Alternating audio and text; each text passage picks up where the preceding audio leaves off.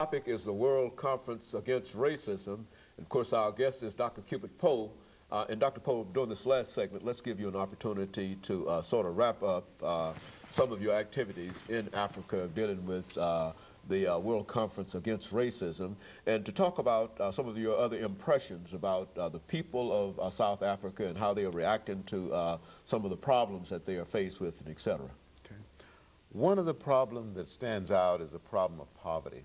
Very widespread. You have shack settlements. Now, when you say shack settlements, exactly what do you? Well, shack settlement is a group of large numbers of shacks put together with tin and brick and mud and anything that would keep out the wind. They are small, the size of an average American living room. Anywhere from 9 to 10 people may live there. No electricity, no running water, no toilet facilities, and they're right next to each other. Seemingly they developed as a result of blacks being brought to the urban area to work in the gold mines, in the diamond mines, as well as townships. These are large areas where blacks live, the equivalent of the ghetto here in America. And so the poverty in the townships, the poverty in the shack settlements is very, very prevalent. And so poverty is a big factor. What I learned at the conference was where you have that degree of poverty, suspect racism. Suspect it, okay? People, if given adequate opportunity, will try to advance themselves, all right? On the other hand, if they are oppressed and prevented from advancing themselves, oftentimes poverty is a result, and poverty breeds poverty. That's one of the outstanding things that I learned. The other thing that I learned, I visited a school in one of the townships outside of Durban. The name of the school is Kathala School. It has students there from primary up to grade 4. And there are 800 kids there and 22 teachers. They don't have adequate classrooms. They have 10 classrooms for 800 children. 6 of the classes each day, school day, have to meet outside. They have no playground facilities. But the amazing thing about the students is that in the classrooms that I visited, they were average about 40 to 45 per classroom. They were surprisingly disciplined. No talking to each other as I was standing there being introduced, no disruption. They were attentive, and it's an amazing thing that the girls look like the boys because they cut their hair, okay? But the instructor said, I said, you know, your students are more disciplined than our students. And she said, well, one thing, part of the African family tradition is to teach respect.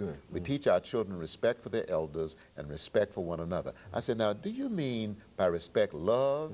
And she said, yes, that's exactly what I mean. She said, we also emphasize respect here at the school. And I said, how do you teach respect? How do you teach love?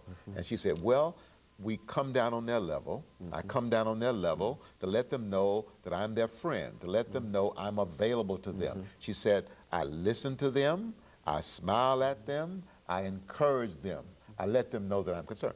I had never before in my life, I think, asked somebody to explain to me how you show love for another person. She did an excellent job. She helped me to see that one of the deficiencies in our culture, in the American culture, is that we have forgotten, I think, to teach one of the most important things we can teach in a school system or a child is respect or love.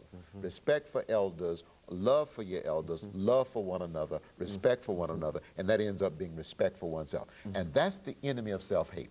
For you see, as I said, racism essentially is self-hate. And I think it's a byproduct of the fact that we teach so many other things. We teach the acquisition of wealth.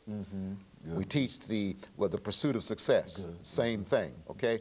But the deficiency, I think, in our public school system and in our homes is, by and large, we're not doing a good enough job of teaching respect or love. And I think we see every indication of it simply by watching the television or reading the newspapers. You see people who are doing things that are certainly not respectful toward themselves or toward others. Yes. I think I would agree with that. I certainly would agree with that. Now, Dr. Poe, looking at this whole conference, this is the second conference, I understand. Do you think that the conference had any real impact? You know, certainly And of course, we have only a couple of minutes, but what impact do you think that this conference? There were 10,000 people there from various countries around the world that is doing the first segment. Beautiful array of people. These people networked with each other, they talked with each other, they shared with each other, and that's how I was able to broaden my perspective. It wasn't so much what was being reported in the press. Now, the press was talking about the controversial issues of reparations as well as the Palestinian question. That was in the press. And also they were talking about the U.S.'s response to the conference. That was in the press. And there were some people who believed that unless the conference could agree on a position that was acceptable to most of the delegates about the Palestinian question, unless they could agree on the position that the conference should take regarding reparations, that the conference would not be a success. Not so. Okay, not so. I'm convinced that this conference was a success because people from all over the world, 10,000 of them, left there more informed because people networked with one another and they shared with one another.